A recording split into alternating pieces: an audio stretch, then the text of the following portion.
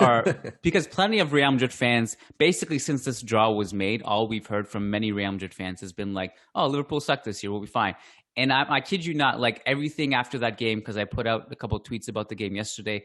Every response from Real Madrid fans was like, "It's Arsenal. Arsenal suck. Like you can't. This means nothing." And I get that. I think both things can be true. I think Arsenal can suck and Liverpool can just hit form at the right time.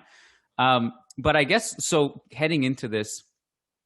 It is interesting to look at some of the numbers because you mentioned some of the bad luck. Obviously, the injuries. We know all that. You guys are underperforming your XG by about 6 goals in the league. That probably is an outlier. Like that's not going to happen in most seasons. The other thing is like one thing that you guys have stayed true to, even despite not being in form, is that from a pressing perspective, you guys are still the most aggressive pressing team in all of Europe, and so where do you guys think that like would stack up against us on Tuesday? Because right now we're missing Sergio Ramos, who, without him last season against Manchester City's press, that was not fun with Varane and Militao and Courtois struggling. One of the things I noted yesterday against Arsenal was that you guys also pressed tremendously well on goal kicks, which obviously it's, you put Courtois under pressure, ask him to play some vertical passes. That's not going to be, he is the opposite of Ederson in that respect.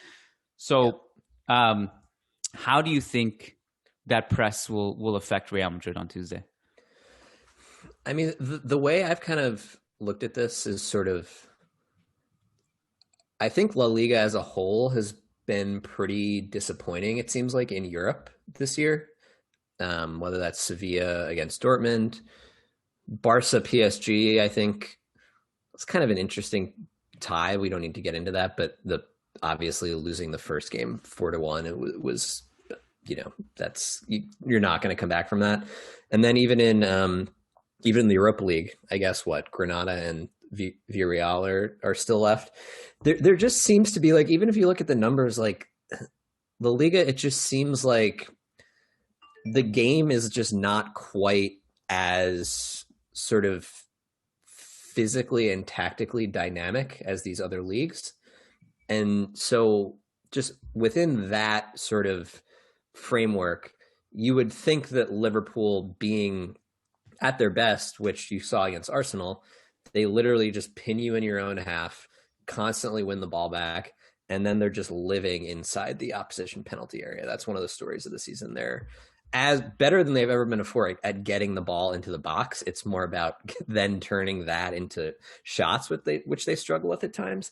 So trying to remove myself as a fan, it does seem to me like, you could kind of look at it as, this is stereotyping teams a little bit, but Real are sort of a significantly better version of Sevilla, and Liverpool are a significantly better version of Dortmund, kind of thing, right?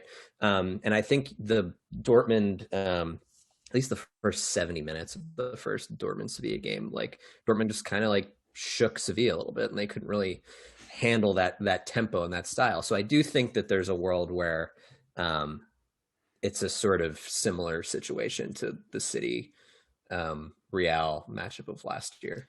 Yeah, I think I mentioned this a couple of times on the last 2 podcasts we've done, but because we just faced Eibar yesterday, and I thought that was a good little primer for us because Eibar, despite their lowly finish, right, or their lowly place in La Liga and kind of their low stature, they are still aggressive in their pressing. So it was nice to kind of go through that, I guess, habit, to form some habits heading into this stretch of Liverpool, Barca, Liverpool.